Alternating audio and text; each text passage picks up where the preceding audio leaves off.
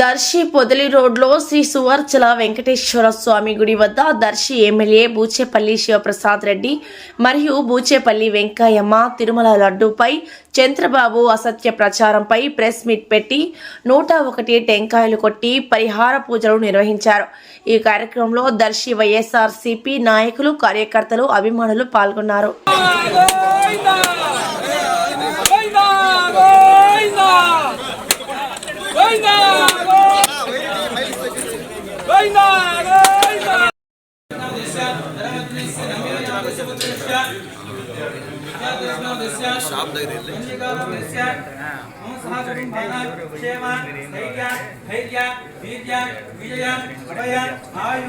ఆరోగ్య ఐశ్వర్య అభివృద్ధ్యర్థం ఉన్నత వ్యవసాయ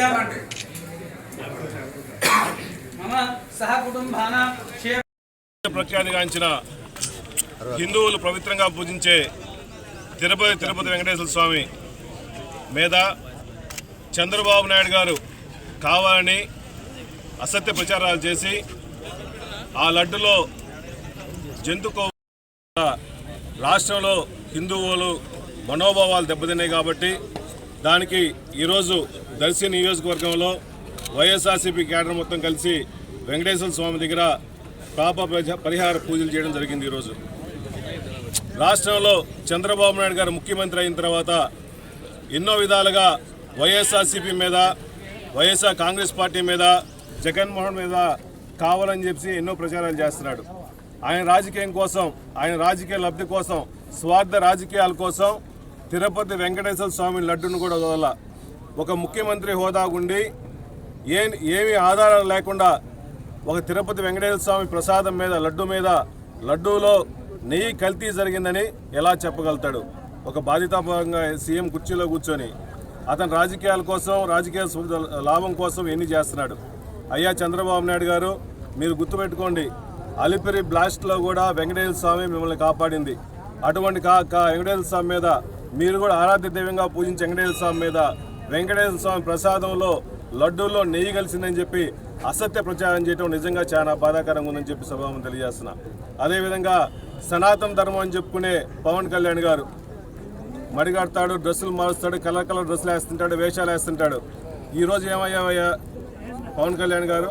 సిబిఐ కానీ ఎన్డీఆర్ఐ కానీ క్లియర్గా దీంట్లో ఈ లడ్డులో కొవ్వు కలవలేదు, పంది కొవ్వు కానీ జంతు కొవ్వు కానీ కలవలేదని చెప్పేసి క్లియర్గా స్టేట్మెంట్ ఇచ్చిన తర్వాత ఈరోజు ఏం మాట్లాడకుండా దాచుకొని కావాలని చెప్పేసి ఇంకా ఫ్లెక్సీల రూపాన సోషల్ మీడియా మీద కూడా ఒక అబద్ధాన్ని నిజం చేయాలని చెప్పేసి కావాలని పదే అంతలోనే సిబిఐ స్టేట్మెంట్ ఇచ్చిన తర్వాత కూడా దీంట్లో ఎటువంటి కలుషితం జరగలేదు, ఏ విధంగా కొవ్వు పదార్థాలు కలవలేదని చెప్పినా కూడా ఇంకా ఫ్లెక్సీలు సోషల్ మీడియాలో చేయడం నిజంగా చాలా బాధాకరంగా ఉంది.